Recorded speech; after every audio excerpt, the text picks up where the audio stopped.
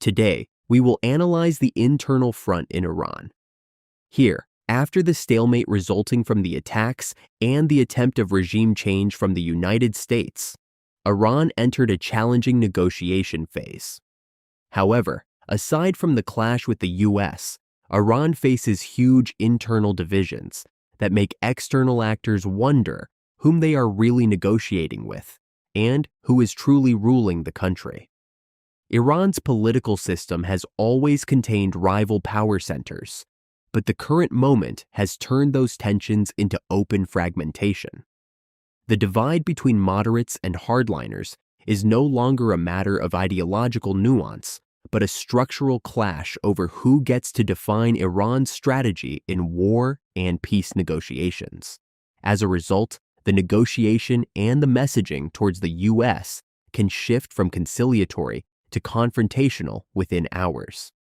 The moderate camp includes senior civilian figures, such as Mohammad Baghir Ghalibaf and Abbas Araghchi, as well as pragmatic conservatives, technocrats, and officials who work within the main state institutions. Their influence comes from the parts of government they manage, such as the foreign ministry, sections of parliament, and parts of the economic administration. This position lets them keep diplomatic channels open and keep the basic machinery of the state running. They also have support from people who want stability after years of sanctions and internal crises, which helps them present themselves as the responsible side of the system. However, their power has limits because any decision requiring real enforcement still depends on the security establishment, which is controlled by the IRGC. This is particularly challenging as the hardline faction is anchored in the IRCG leadership, the network of clerics and political figures aligned with them, such as Iran's current interior minister, Ahmad Vahidi. The hardline faction believes that Iran survives only by projecting strength, and that conceding anything to the United States only results in further pressure. Their influence comes from control of the security apparatus, which includes intelligence branches and independent armed forces that apply tight scrutiny to the civilian population. Because they have such control, they can influence how any policy is implemented, even when civilian institutions make the initial decision. Furthermore, their reach has also grown outside the security sphere. The IRGC now plays a major role in parts of the economy, for example, by controlling key ports and customs points, and by running large construction companies and other businesses in strategic sectors, such as energy and telecommunications.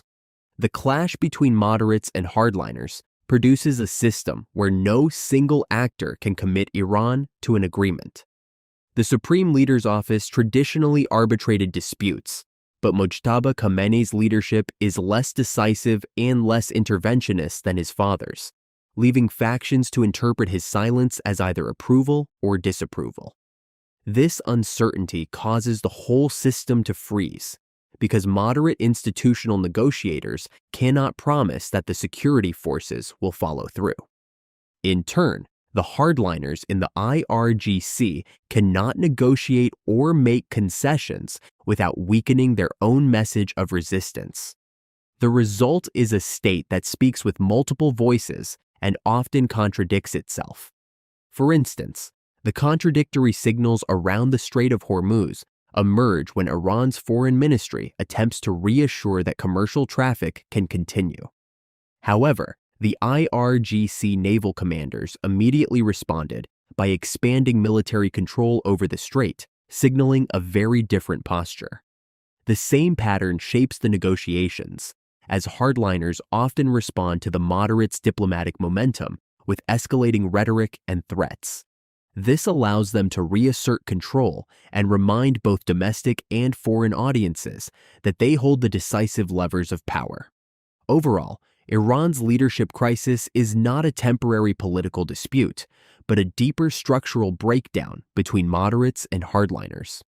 This fragmentation shapes every aspect of Iran's behavior, and the longer this division persists, the more Iran risks drifting into a system where power is exercised through improvisation rather than coordinated statecraft.